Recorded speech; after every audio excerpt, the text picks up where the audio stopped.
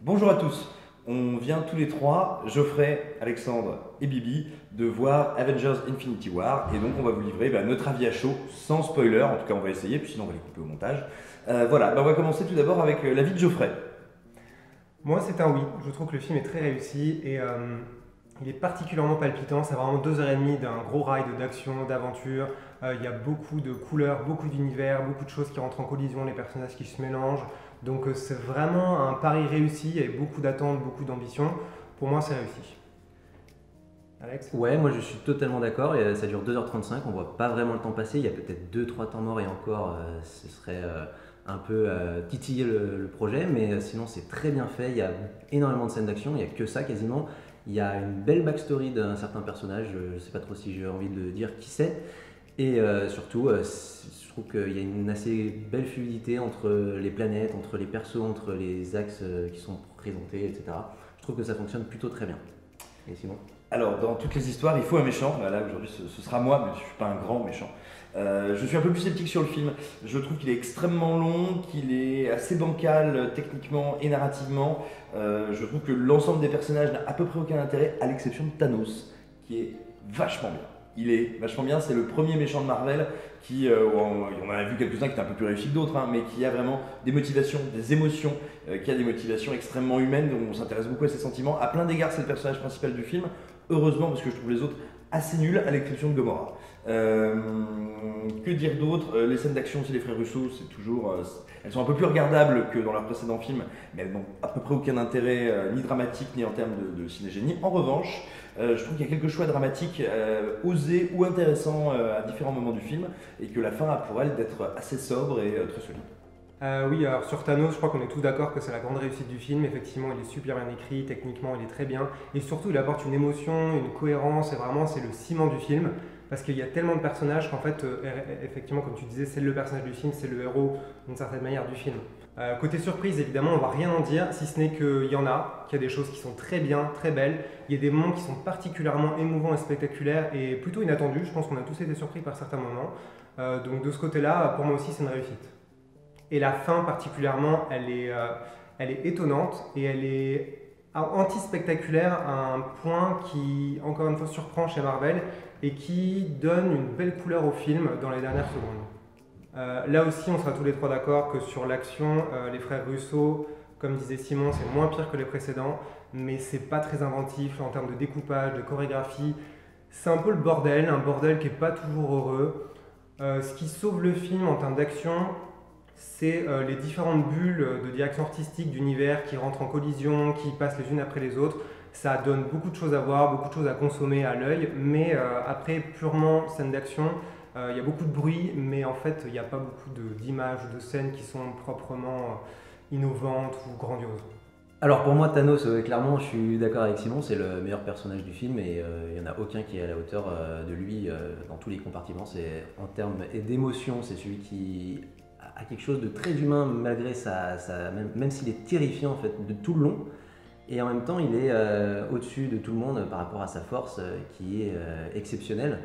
Mais vraiment, pour moi, c'est vraiment le meilleur personnage du film. On ne m'attendait pas à ce qu'il soit aussi touchant, même s'il est terrifiant en fait. Les grosses surprises pour moi, ce serait de se dire qu'on voulait de l'action, il y en aura, c'est sûr, il y en a pendant 2h35, mais c'est justement d'être allé nous chercher un petit peu sur l'émotion que projette Thanos en particulier et que projettent 2-3 autres personnages, dont Gamora en particulier.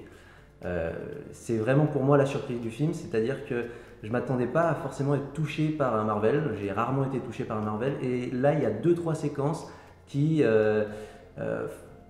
permettent de s'identifier peut-être aux personnages un peu plus, de s'identifier à leur motivation propre, soit de sauver le monde, soit de le détruire.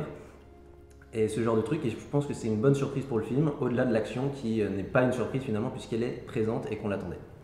Et puis pour les scènes d'action, alors je suis totalement d'accord avec Geoffrey et Simon, c'est-à-dire que les frères Rousseau ne savent toujours pas filmer les scènes d'action sans avoir un découpage absolument ignoble.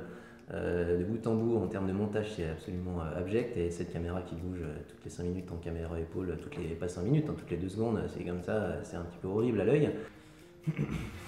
Alors Thanos, oui, Thanos c'est vraiment le point positif, et heureusement, parce que comme il structure par définition tout le récit, vu que vous le savez, il est là pour récupérer les pierres d'infinité, et que logiquement ça cadence, et ça donne le tempo de tout ce qui se passe. Heureusement, parce que la structure est quand même extrêmement répétitive, c'est Thanos va chercher une pierre, Thanos met une branlée à ceux qui essayent de l'en empêcher, donc heureusement que le personnage est très bon, et il est très bon parce que l'idée c'est de ne pas en faire juste un bad guy qui veut tout détruire.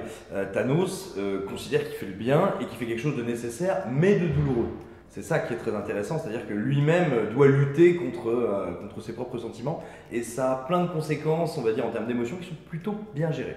Concernant les potentielles surprises, il y en a, après, en fonction de votre degré de connaissance des comics et de l'univers, vous serez plus ou moins surpris, mais globalement elles sont assez bien amenées, plutôt on va dire honnêtement affichées par le film. C'est agréable, c'est d'autant plus agréable que, comme je l'ai dit, la structure est vraiment transparente et très répétitive, donc heureusement qu'à 2-3 moments comme ça on a des petits points d'achoppement, on fait ah tiens ça j'aurais pas pensé que vous iriez jusque là, j'aurais pas pensé que vous alliez me faire ça, voilà, c'est plutôt bienvenu. Concernant les scènes d'action, alors il faut savoir que les frères Russo qui avaient fait Le Soldat de l'Hiver et Civil War avaient laissé donc avec comme réalisateur de seconde équipe, donc des scènes d'action grosso modo, Spyro Razatos, ça n'est plus lui qui est aux commandes là sur Civil War, c'est un réalisateur de Resident Evil, enfin de scènes d'action de Resident Evil. Là, ça se sent un peu parce qu'elles n'ont pas grand intérêt, elles sont un peu plus lisibles que par le passé. Contrairement aux Soldats de l'Hiver ou à Civil War, vous allez comprendre ce qui se passe, grosso modo, mais il n'y a pas énormément d'intérêt dramaturgique. Il n'y a pas énormément, je trouve, d'inventivité dans ce qui se passe. Il y a un gros morceau de bravoure qui fera plaisir aux lecteurs de comics. Mais voilà, c'est un parent relativement pauvre du film et c'est problématique parce qu'il dure 2h35, je crois, et que sur ces 2h35, il y a beaucoup d'action. Elle est jamais indigente, mais elle est souvent techniquement un peu limitée, quitte des fois à ce qu'on se retrouve avec des inserts abominables. Je pense notamment, et je ne vais pas spoiler, je veux dire un personnage dans une machine. Je pense que si vous ne le remarquez pas, il faut aller tout de suite chez l'ophtalmo. Alors, moi, je n'irais pas jusqu'à vous dire que c'est un non, parce que ce serait pas sincère et que ce serait taper trop fort à mon sens. J'ai vu des Marvel bien pire, mais en dépit de belles qualités que j'espérais pas forcément, je trouve qu'il y a de gros problèmes inhérents à la recette, qu'il a ce très voyant. Donc moi, ce sera un bof bienveillant. Pour moi, c'est un grand oui, parce que j'adore le fait que ça soit très sombre, qu'il y ait un méchant enfin qui soit bien exploité. Et bon, il y a des scènes d'action qui sont pas vraiment folles, parce que c'est les frères Russo, mais ça serait quand même vraiment bien. Et pour moi, c'est un vrai bon oui aussi, parce que malgré les limites de la recette Marvel qui sont encore une fois évidentes et qu'on voit de tous les côtés, maintenant on s'y est habitué. Et je trouve que dans ce cadre très rigide, il y a beaucoup de belles choses, il y a beaucoup de scènes, de moments qui sont là vraiment pour changer quelque chose dans cette recette et qui apportent beaucoup de petites choses qui sont précieuses. Bah écoutez, voilà pour cette vidéo, on était très contents de vous parler de ce film tous les trois. On va revenir très prochainement dessus, mais en faisant des spoilers, qu'on puisse en parler un peu plus dans le détail et confronter nos avis, aller à fond dedans. Voilà, bah écoutez, on espère que vous allez foncer le voir, que vous allez l'aimer, que vous allez partager cette vidéo, la commenter, nous dire plein de bonnes choses, des choses affreuses. On vous dit à très bientôt, au revoir.